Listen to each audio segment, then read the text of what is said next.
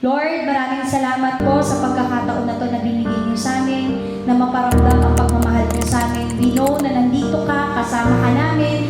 Lord, dalangin namin na mag-umapaw yung pagmamahal mo sa lahat ng mga batang nandito. Ito po ang aming samang dalangin sa matamis mong pangalan, Jesus. Amen. Amen. Gusto ko lang mag-share sa inyo ng konti.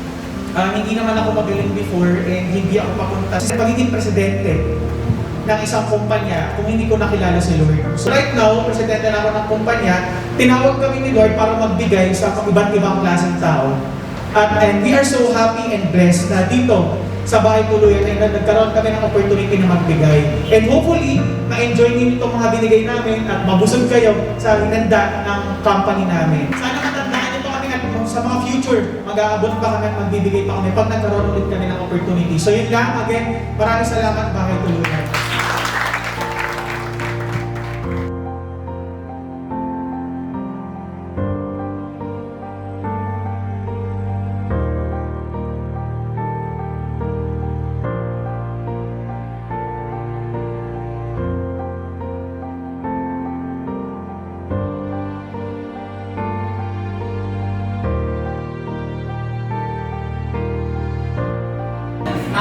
Gusto namin magpasalamat sa Philippines na hindi lang kami nandito para magbigay, kundi natuwa kami kasi kami din ay nabigyan nito.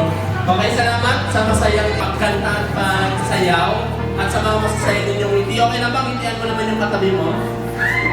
Ayan. So hopefully na-enjoy ninyo yung buong araw for today and we would like to thank yung mga workers po ng Bahay Tuluyan.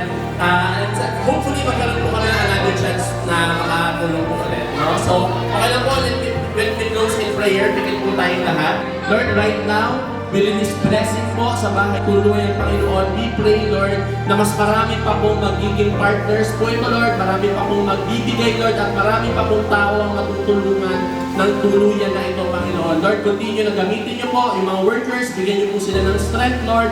And Lord, hopefully ma-enjoy po ng mga taong tumutuloy dito, Lord, yung araw-araw po nila at makilala po sila sa inyo. Maraming salamat, Lord. In Jesus' name we pray. Amen.